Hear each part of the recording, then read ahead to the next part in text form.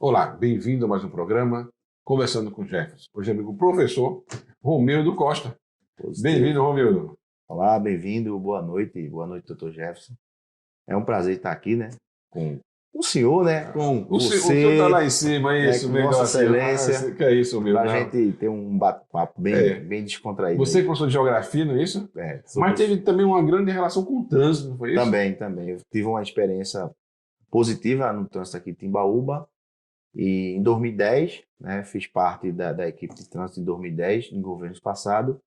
E também fiz parte também de trânsito numa cidade vizinha aqui de Itambé, O que que foi você me muito diz hoje produtivo. do trânsito em Timbaúba? Assim, É, como você vê hoje? o trânsito, Pode melhorar, não pode? com certeza. O trânsito é uma situação que não só em Timbaúba, mas a gente vê também no mundo. A gente sabe que o trânsito mata mais do que muitas guerras que a gente vê aí. E a questão do trânsito é muitas vezes o conhecimento, Sim. né? A questão da paciência. E em Timbaúba, eu moro aqui na Marcel Pinheiro, e eu moro numa parte mais alta, no primeiro andar, e eu fico na varanda observando, principalmente em finais de semana, né? A gente vê aqui que ali é um movimento, ou Grande, seja, ali é grande. pegando ali da Praça do Industrial até os Correios, Sim. né? Eu acho que Timbaúba à noite, Tá ele ali. gera ali, É verdade. ele gera ali. Então, aí a gente vai para Mocós, que tem os barzinhos ali, mas a gente chama ali os banquinhos, Hoje bacana. né? Os paredão onde tá o parque. E eu vejo muita coisa assim, às vezes eu fecho até os olhos para, às vezes, não ver certas coisas que eu já presenciei, né? Então, assim, é, quem faz trânsito, né, quem gosta do trânsito, vê mais na questão não de penalizar, Sim. mas muitas vezes na questão de orientar, É o que é o principal. Eu vejo né? isso, tem que ser isso, a orientação para as É, pessoas. orientação. E a gente vê que a educação do trânsito muitas vezes não é levada a sério, né? A gente vê muitas vezes, inclusive, essa questão do acidente que teve agora ali na BR, perto do TIP, que, né, foi uma coisa muito, muito grave. E voltando para Timbaúba, a gente vê motos, né? A gente vê que os acidentes de motos, eles são muito corriqueiros, e a gente sabe que é ruim para quem sofre o acidente, é ruim prefeitura, É para todo mundo, estado, estado, o e é comércio, né, tudo. O um custo é custo muito altíssimo. grande. Eu trabalho na emergência e a maioria dos pacientes que eu recebo são todos de moto. A maioria, a grande maioria, com trauma de face. Boa parte usa o capacete de uma forma incorreta, ele ou não usa o capacete, né, não usa atado, e É, chega para a gente com grandes fraturas, grandes deformidades da face. Irreparáveis, vamos dizer assim, né, que vai é, ficar uma cicatriz pro resto da vida naquela pessoa, grandes sequelas, e essas pessoas só depois é que vem realmente que é. podia estar usando um capacete, usando um apetrecho aí de segurança melhor. E é isso. Então, Falta de educação. é. Ali, aquela Marcel Pinheiro mesmo ali, cara, se você sentar ali, esse pessoal que trabalha com delivery, né, não falando Sim. deles, mas eu queria que as pessoas que têm os seus estabelecimentos e contratam essas pessoas, que observassem mais um pouco, que a gente vê que eles passam voado, né? E às vezes não dá nem para ver para quem aquele camarada está trabalhando, né? A gente sabe que não são todos, né? A gente tem as exceções, mas se vocês forem ali, ficar ali um período ali, principalmente nos finais de semana, de 6 da noite até 8 horas, 6 às 8 horas, vocês vão ver que aqueles caras fazem manobra ali que é uma coisa, né? E é aquela situação. Se por acaso vier a ter um acidente, eles vão procurar quem? Aquela pessoa que eles estão trabalhando para Sim, ele, sim. né? Inclusive, eu até comentei com um rapaz que ele vende lanche e disse, cara, eu presenciei ali o teu entregador, meu amigo, ele passou. Não, mas aquilo ali eles recebem X Mas até o porque momento tal. tem algum Mas problema, vai, se vai houver, sobrar para alguém. se houver um acidente, Geralmente com é o responsável pela certeza empresa. ele vai. Outra vez eu lembro também, professor, que eu estava aqui no sinal na Ponte do Barro, e vindo no sentido subúrbio, e por sinal vermelho, parei, veio uma senhora, uma cinquentinha, e com a criança na garupa. Eu acho que era a neta dessa criança, dessa senhora. Ela subiu a calçada, foi como fosse para. E entrou. né, fez o contorno, né, entrou de direção, hoje é Pedrosa. Então estava vermelho, veio pela contramão, no caso, né? E a garotinha na garupa. Então, para aquela garotinha ali, aquilo tá certo. Então, a vovó dela tá ali fazendo aquilo, não é? Entrando só na calçada, vai pela contramão, não importa. Aquilo é certo para aquela criança. É um exemplo, né? Então, a gente tem que orientar para o bem. Para o certo. Como é que é? E todos sem capacete, logicamente, que não usa capacete. É um absurdo. E fica por isso mesmo. Às vezes, vem a justiça, vem de alguma forma alguma punição e acham ruim. Mas tem que corrigir isso. É a saúde dessas pessoas que está em jogo. É isso. Então a gente vê que o trânsito cada vez mais cresce, né? A gente vê aí que hoje em dia todo mundo tem condição de possuir um automóvel, uma moto, uma questão de mobilidade. Eu até costumo dizer que antigamente, né, a questão de moto, carro era rico, né? Hoje em dia é uma necessidade. Hoje em dia, para você ter um carro, uma moto, é a necessidade que você tem para se deslocar, né? Que a gente sabe que a gente sai de Timbaúba para pegar qualquer alternativo, qualquer onda, para chegar em Recife, é uma viagem, né? E a gente vê que hoje em dia a gente não tem moto, nem tem carro para a nossa questão de luxar ou qualquer outra coisa para a gente demonstrar, mas sim uma necessidade que a gente tem que ter. O senhor, como professor de geografia, ele deve ver que em alguns países isso é menor, porque o sistema público de transporte funciona. Então, tem os ônibus, tem metrôs, tem trens que funcionam de uma forma adequada. E eu tenho pessoas, conheço pessoas fora do país que são ricas e não têm carro. Não precisam ter carro. Para que ter um carro? E realmente são um poder aquisitivo alto essas pessoas que eu conheço. E elas vão de trem, vão do metrô, vão no ônibus e na boa aí chega no momento certo, na hora certa. Tudo. E não precisa nada disso. A Europa mesmo, a gente, ele tem a ciclovia, que é muito, muito usada também. E a gente também, Nova York, a cidade de Nova York é uma cidade imensa ali. E o trânsito lá é muito intenso. E eles vão a pé, vão pegar o metrô, e feito você está dizendo. Na parte falando geograficamente falando, eu estava até vendo um podcast de um engenheiro de trânsito, até da CTTU de Recife. Ele falou que a população cresce, né, mas o ambiente, né, a via, ela às vezes não cresce. Né? Então ele deu até um exemplo. Se você tem uma rua, a gente pega uma rua Marcel Pinheiro, né? Seja uma rua de casas normais, onde ali naquela rua ali existe 20 casas. Então 10 de um lado direito e 10 do lado esquerdo. Então cada pessoa daquela rua ali, ela tem um carro. Então nós temos 20 carros. Então 7 horas da manhã vai sair 20 carros dali. Fulano adoeceu, vai sair 19. Mais um vendeu. Sim. E foi construído um prédio com 20 andares. E cada andar tem um bloco, certo, ou um apartamento ou dois. E cada apartamento ali, duas garagens. Então vamos multiplicar isso aí. O vizinho foi lá e pegou a ideia, vendeu de novo. Então se você tinha naquela mesma rua ali, que suportava 20 carros e andava, ficou 80, 90, mas a rua é a mesma. Né? Então a gente vê que o trânsito ele tem que se modificar. Tem que se adequar àquela realidade. Se adequar, né? Se modificar. Mas também, por outro lado, eu vejo que nesse Nova York, tem outros lugares também, a Terra tem a oportunidade de conhecer, mas aqui tem uma coisa que lá não tem. Aqui nós não temos segurança. Lá eles têm segurança. Aqui você também, para pegar o ônibus em Recife, às vezes é perigoso. Você não pode dar bobeira com o celular, bobeira com o laptop, alguma coisa para o seu trabalho. Aí você vai ter que ir de carro mesmo por causa da segurança. Ele não tem esse problema. A gente vê que a questão violência, né? A gente vê que o Brasil ele passa por uma questão muito precária, né, da questão de violência, não só Timbaúba, mas também várias cidades que a gente vê. Eu estava até dando aula para o terceiro ano, falando sobre as questões dos conflitos étnicos, né, e separatistas. A gente vê que no Brasil ele não tem esses conflitos, né, por terra, como Israel, Palestina, Kosovo, né, aquela guerra da antiga Iugoslávia, onde eles quiseram se separar, mas no Brasil, voltando a essa parte, a gente tem a questão da violência, que muitas vezes é pior do que certas guerras que eles estão lá, muitas vezes por um conhecimento ou para buscar uma independência ou para reverter o que foi tomado.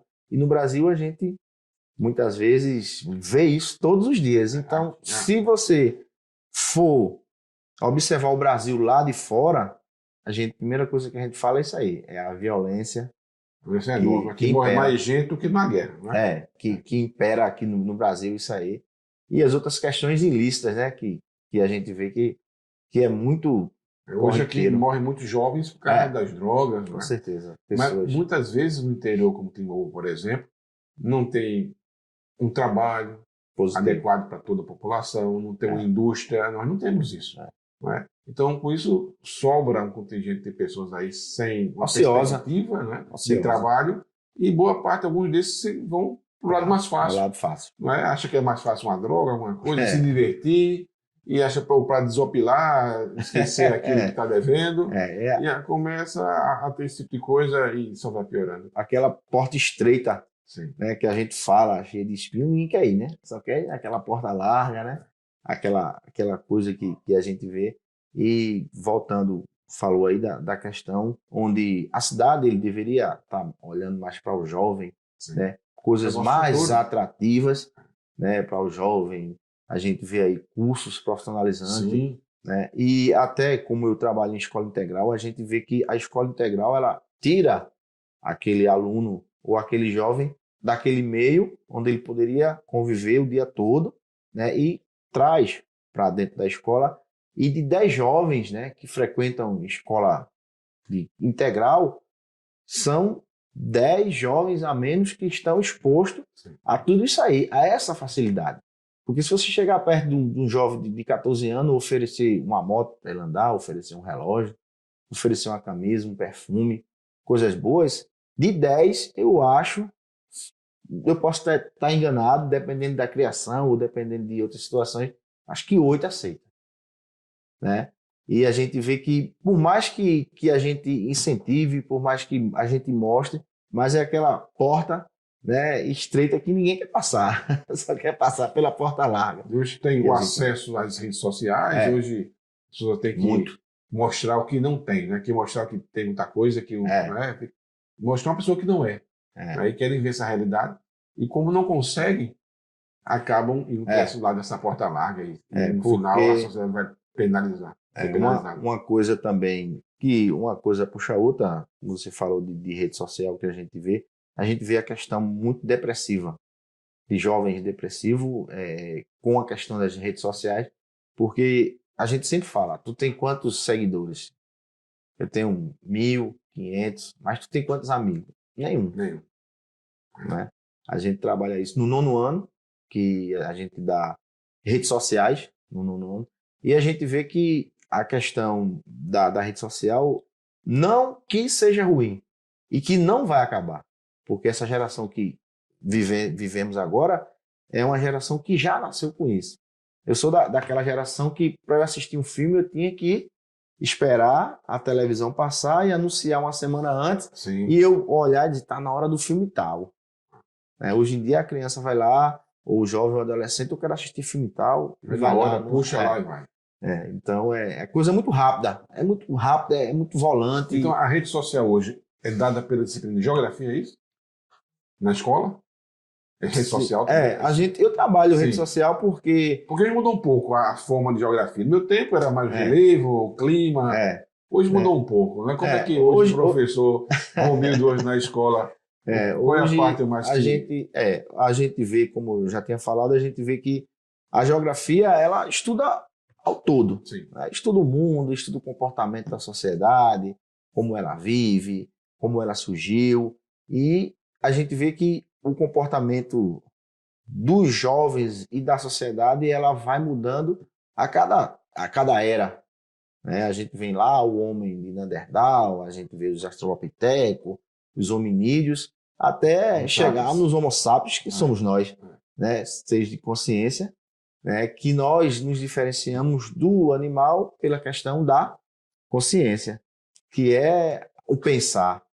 Né? Então, quando a gente fala de rede social, a gente vê que ela é muito, muito boa, mas ao mesmo tempo ela nos traz muitas dor de cabeça.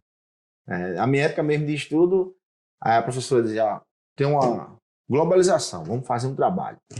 Aí, equipe de 4. A gente ia para a biblioteca, quando não tinha na escola, a gente ia para a biblioteca municipal, chegava lá aquelas enciclopédias. A tia da biblioteca, tia, diga meu filho, a gente veio fazer um trabalho, tá ali o livro. Aí, a cartolina tá ali. A cartolina, papel pautado. Aí o livro, aí a gente ia. Aí, as meninas, que tem a letra bonita, né? Escrevia, pesquisava, fazia trabalho e tal. Né? Hoje em dia, a rede social... É o Ctrl-V, Ctrl-C, Ctrl-V, né? A gente vê. Eu até... Uma semana dessa, eu mandei o menino fazer um trabalho, ele copiou até as propagandas da página. Ele nem selecionou, botou no Word. Não. Chegou lá, eu olhei assim... Até a propaganda foi no bolo. Foi, trabalho bom. Foi sobre transnacionais, né? Sim. Eu disse, rapaz, tá massa. Disse, e aí, como foi? Não, pesquisou. Né? Pesquisou, então tá massa. A gente sabe nem disfarçar, né, professor? Com certeza. A gente vê que hoje em dia temos tudo. Hoje em dia a gente tem tudo na palma da mão da gente. Antigamente, para a gente saber de qualquer coisa, a gente tinha que procurar no livro ou perguntar a alguém que tivesse uma experiência a mais. Hoje em dia, nós, instantaneamente, a gente tem como saber. Temos como saber, mas no fim, o que fica na mente fica quase nada. Ninguém sabe nada. Esse garoto mesmo que você falou aí, não deve saber nada do assunto. Ele copiou, acabou. Colou. Não deve nem ter lido. Não, ele copiou, colou. E não fica nada. Aí eu digo direto, pessoal, a dúvida é o começo da sabedoria. Aí, Wilson, por que você vai ficar em dúvida? É de mal o cara ficar em dúvida. Você tem que saber de todo jeito. Eu sempre gostei de ler. Eu estudei na Jade aqui, aí tinha uma professora que ela era assinante da Veja. Aí a Veja lançava, acho que era na segunda, ia pra casa dela, ela lia. Na sexta-feira ela jogava lá na biblioteca. Jogar não pode dizer, né? Sim. Aí eu já ia lá, chegou a Veja, aí eu levava pra casa para ler. Aí ele ficava lendo, né? Ficava sempre gostava de ler mesmo, de me inteirar e de passar informação, como até hoje eu passo, né? Acho que se você conversar comigo, assim, muita coisa eu não posso dizer que eu sei de tudo, mas eu acho que o que está acontecendo hoje, né, no Brasil, no mundo, eu posso opinar. Não que seja o certo ou errado, mas eu posso dizer, rapaz, eu vi isso no podcast. Eu vi tudo isso. com a base da pesquisa. Da pesquisa. Tirar a dúvida, não é isso? Da pesquisa, de tirar a dúvida. Eu tenho isso. Isso é um bom exemplo que, sem conseguir passar isso para os jovens, mas não é fácil, eles não aceitam. Eu tenho isso muito do meu pai, né? Das Índias, que você conhece. Sim, das Índias, grande cantor. Você também canta também? Não. É assim, não me deu o dom. Né? O dom foi para ele. Ali é o dom mesmo, porque eu diria isso para mim assim, um cantor é o dom. Né? Porque tem camarada, Gustavo Lima, né? Tá estourado aí. Tem gente que canta assim e sai para mim, eu digo, é o dom. Né? Voltando assim desse conhecimento, meu pai, ele devora jornal. Sim. Ele acorda 5 horas da manhã, tá lá assistindo jornal, aí fica na praça, procura ver o que tá fazendo, depois sobe, vai assistir jornal, de 11 horas, jornal, vai dormir, Jornal Nacional. Você que vai bem conversar com ele, ele tem ideia para tudo. Né? E também... Manda um abraço para ele, das Índias, grande cantor aqui do nosso carnaval. Carnaval aí. Então a gente vê que o conhecimento ele tá para todos, mas muitas vezes nem todos querem. Aí eu trabalhei muito com jovens e adultos no EJA, que hoje em dia é o EJAI, que é Escola de Jovens e Adultos e Idosos. Saberes da Terra, comecei no Saberes da Terra, no estado de Pernambuco, e trabalhei muito com esse pessoal, né, de idade, né, que é pessoas fora de faixa, que o estado ou qualquer município, eles resgatam aquelas pessoas que querem Você buscar. Continua ainda hoje com esse grupo ainda? Não. Hoje em dia eu estou só no fundamental, nono ano, e no médio, primeiro, segundo e terceiro. Mas eu passei 12 anos em EJA. Sim. Passei 12 anos em EJA, que é um EJA campo, que era as aulas voltadas ao homem do campo, né, para que o homem do campo não saísse do campo e viesse para a cidade, e sim a educação fosse para lá, né? Como também quilombolas, ribeirinhos. Então isso aí é importante essa ideia e assim essa forma nesse campo. Eu vejo que também devia ter um ensino profissionalizante para essas pessoas também no campo. Justamente. Como trabalhar, como ordenhar, como ser eletricista, encanador, tratorista, né? Acho interessante porque hoje é uma evasão grande do campo. As pessoas saem, vão para a cidade, o campo está aí ficando deserto. O êxodo rural é grande. Mesmo também, né, dei aula também sobre a urbanização, né, e fala isso. Quando eu comecei aqui, em Timbaúba, eu dei aula em Xixá, lugar maravilhoso. Era legal. Xixá. Hoje a escola derrubaram a escola, não foi confusão? Tá lá, mas uma bagunça lá. Justamente naquela escola, trabalhei na Vila Corangi, trabalhei em Santiago, tem uma escola lá, nessa de EJA. Trabalhei também na usina, tem escola da Vila e tem escola da usina.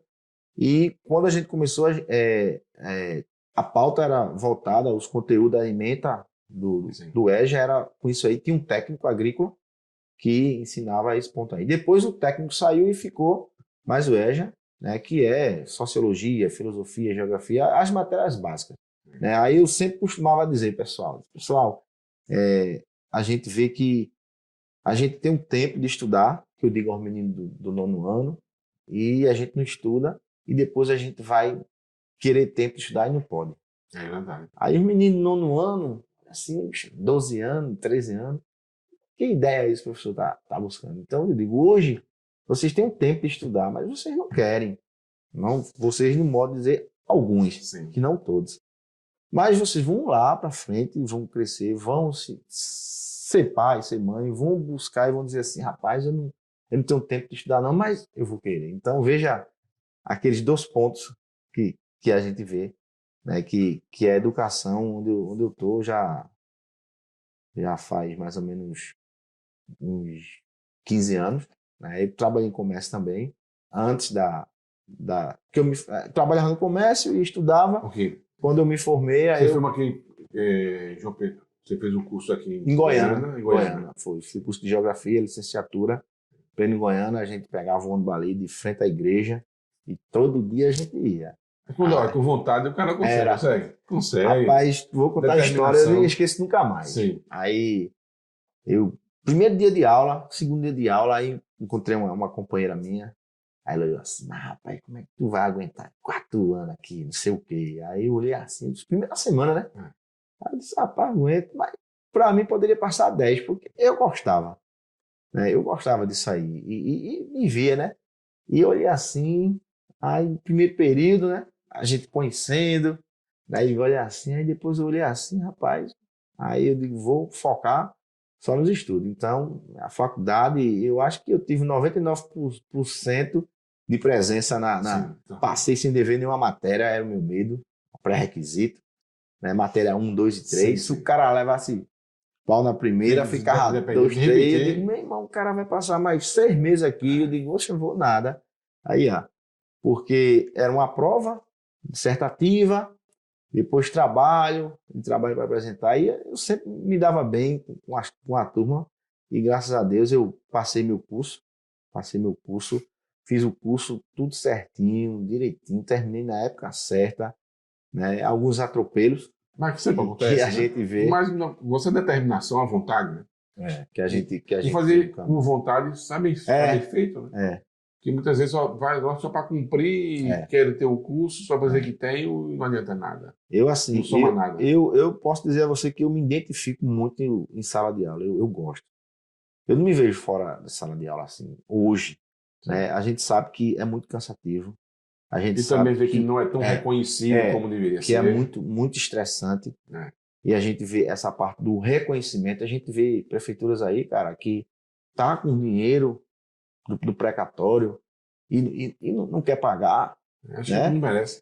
Né? Quer usar outra coisa. É isso. E a gente vê também um aumento que está lá, né? Professor que forma todas as profissões, como já sem professor não tem doutor. Não é? A gente vê aí, então não adiantava. Hoje mesmo foi dia de parada nacional, não era para ver. Então, voltando para a geografia, a gente vê que aquele país que investe em educação, ele tem tecnologia, ele tem desenvolvimento. Tem tudo. A gente vê a China, a gente vê a Coreia, a gente vê a Alemanha, que saiu de 2 guerras destruída E se você for na Alemanha, você vê que é um dos maiores polos tecnológicos, Sim. industrial.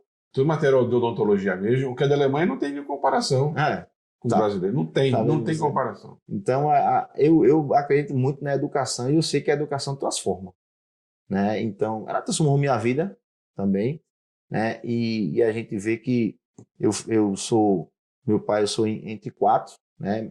Meu pai, ainda eu lembro que ele nunca levou a gente para a profissão dele. Não que a profissão dele não seja uma profissão digna, Sim. sapateiro, Sim. né? Mas eu acho que ele já tinha esse pensamento do futuro em dizer assim, mas rapaz, não vou querer que meu filho... Nossa, minha mãe ficava muito braba. Dizia, leva o menino. Leva o menino. Aí ele não dizia nada, mas ele sempre se esquivava e não levava. Então acho que naquele pensamento deles, vai estudar, Vai estudar. vai estudar. Porque às Né? vezes o cara começa a trabalhar, ganhar uma coisinha, já É, está satisfeito. E para uma criança, qualquer dinheiro é muita coisa. eu tenho E se encanta com isso. muita pouca experiência, mas eu vejo aí outra coisa também que você falou. Quando a gente jovem tá no ensino médio, primeiro ano, segundo ano, e a gente vai trabalhar e ganhou R$ 200 na semana. Rapaz, aquilo ali é muito dinheiro. É muito dinheiro. Muito Poxa, dinheiro. Mas depois de um tempo a gente vai ver que não é. Aí eu sempre digo, às vezes quando o jovem tem essa consciência, já está tarde. tá, justamente. Então ele vai precisar, mais para ele, porque ele não tem a conta para pagar, Não ele tem é aquele filho. jovem, não tem filho, então, Exatamente. né, Não tem então eu responsabilidade. vejo que a educação, principalmente começando, e a gente vê que hoje em dia a gente tem muita bolsa, hoje em dia a gente tem muita facilidade para estudar, né? A gente vê que antigamente as pessoas tinham dois rumos, né? Aquele que ia estudar e aquele que não ia estudar para sustentar a família, ajudar o pai, ajudar a mãe, né? E aqueles que iam estudar, que tinham um pouco de condição e os pais, né, deixavam ele estudar porque não ia fazer falta. Mas o camarada tem 5, 6 filhos, tem um menino ali com 15 anos, forte, todo, Vai para o trabalho. não vai estudar não, Vai trabalhar. né? Hoje em dia a gente vê que eu acho que 90 ou mais dos pais, ele muitas vezes ele não querem que os filhos saiam da sala dele, ele quer que os filhos estudem e ele sabe que o estudo ali vai salvar ele, vai ter um futuro para ele e muitas vezes não querem que eles sigam aquela profissão, como meu pai também nunca me levou para sapataria. Sim. Não, eu não nada. Então, né? Então, assim, ele me levou, não sei o pensamento que ele tinha, mas botou no caminho certo. Né? quem sabe eu chegasse lá e gostasse. Exatamente. E outra coisa também que eu digo para os alunos, eu sou muito assim, eu sou muito didático também, mas eu sou muito caxia naquela questão de pai. Aí os alunos dizem, tá parecendo meu pai. Sim, mas eu tô aqui. Você aqui é a sua segunda casa. Aqui, exatamente. Aqui é a sua bom, segunda assim. casa, porque eu não tô aqui só pra... Mas, Rivaldo, o que acontece? Lá na frente, Romildo. Romildo. Mas, Romildo, o que acontece? Esse professor, agora aqui é meu carrasco, enfim, mas lá na frente vai ser lembrado. Esse vai ser lembrado. Aquele que era a vida boa, aquele que facilitava tudo, não cobrava nada. Esse é bom agora. Lá na frente, rapaz, aquele cara não foi bom comigo. Né? Hoje não consegui, porque aquele cara. Né? Então, mas aquele professor Carrasco vai ser lembrado. Vai ser lembrado com dignidade. Aquele que era o professor. Aquele que olhava assim, diz, rapaz, estuda, presta atenção, vamos ler. E eu não gosto de ler, bora, lê aí. Não, eu sou eu lembrei agora de um tímido. professor meu de geografia, não sei se foi o professor seu, que era o professor Guedes. Ele mandava ler toda a sala. Autoridade. Mandava ler assim, lê aí, Romildo, com sua voz suave e melodiosa. Aí ele falava assim, eu tinha uma vergonha de falar. Ele lia lá, mas era interessante, ele mandava a gente ler. Era bom, uma boa prática. Eu tenho muitas táticas também, às vezes os alunos estão conversando lá e eu chamo a atenção, mas rapaz, teu cabelo tá bonito, não sei o quê, aí o menino fica, mas que camisa arretada, que camisa massa danada. Aí ele fica todos só pra chamar a sua atenção. Aí fica, e a gente se torna uma aula boa, porque hoje o método de ensino, que é voltado para interdisciplinar, que são várias matérias que a gente tem mostrar ao aluno. Geografia a gente trabalha com inglês, trabalha com matemática, com história, né? Porque a gente vê que a geografia é a área da humanas, né? Aí história, geografia, filosofia e sociologia, mas a gente tem que saber um pouco de tudo para orientar os meninos, para chamado naquele nome onde ele diz, professor, não fale isso, pelo amor de Deus, não, o Enem. Sim, é. Pelo amor de Deus, professor, olha, eu não estou aguentando isso, não. Eu digo, olha, veja só, você sai de 7 horas de casa, chega aqui de 7h30 e sai de 5 horas da tarde. É um trabalho. Você, no seu trabalho, você também vai chegar de 7h30, vai para casa, almoça, depois vai, sai de 6 horas, é o seu trabalho. Então, o seu trabalho é aqui, né? Então, no domingo, quando você terminar o Enem, que entregar, quando você passar do portão, você vai tirar 1 milhão de pesos das suas costas. Do terceiro ano, né? Ai, meu amigo, que é isso? Esse negócio aí tá me perseguindo desde o 9º ano. É nem para lá, e nem para cá. Eu digo, então, é o que a gente tá aqui. A gente tá focado nisso, no Enem. Né? A porta de entrada para um futuro melhor, né? Mulher, ó, já, né, dizendo, porta de entrada para a universidade. Sim. Que tem. E eu digo assim, quem foca mesmo, quem busca mesmo, ele consegue. Eu tiro isso, tem exemplo em casa, né? Que eu tenho uma filha que ela faz medicina, né, tem um filho também que é formado em odontologia também. O filho? Tem um menino. E eu sempre converso e eu sempre sou, vamos lá, vamos conversar, vamos ver isso aí, vamos focar. Tem uma de 14 anos. Eles já sabem o caminho que quer seguir. De 14 anos, eu disse, rapaz, e aí, tu tá lendo? Porque se tu começar a ler, a prova do Enem é longa, viu? 4h30 de prova, 30 minutos tu estiver lendo, tu já estiver cansada, minha filha. Já saiu as coisas da cabeça. Você tem que estar lá, ué, focada. Outras coisas também, que a gente conversando, né? Vai passando. Sim. Eu fui, durante uns 4 anos, eu fui aplicador do Enem, né? Que eu não aplicava, eu fiscalizava, né? Sim. O Enem pelo INEP. Né? Quem é professor aí entra no INEP, se inscreve, tem umas provinhas que a gente faz e a gente fica como certificador. O certificador, o que é que ele faz? Ele recebe o malote vindo dos Correios, junto com os policiais. Aquele malote a gente confere o lacre, junto com a presidente do prédio, que já é outro órgão que faz, e eu, como representante do INEP, que o INEP é que produz, entrega e processa a prova, recebo, pego o celular, escaneio aquilo ali, mando para o INEP e vejo que aquela prova ali foi inviolável. Okay. Aquele malote ali a gente vai guardar numa localidade que ninguém tem acesso, a não ser eu. Quanto tempo antes você recebe isso? Mas a gente, dependendo, a gente chega lá de 7 horas da manhã. Pode chegar de 8 horas da manhã, né? A prova começa de 1h30, ou pode chegar de meio-dia ou dar algum atraso. Mas geralmente chega de 10 horas, como Timbaúba, que eu aplico, são poucas localidades, ele chega 10 horas. Aí chega o carro dos Correios, o policial com a prova, eu confiro e deixo lá.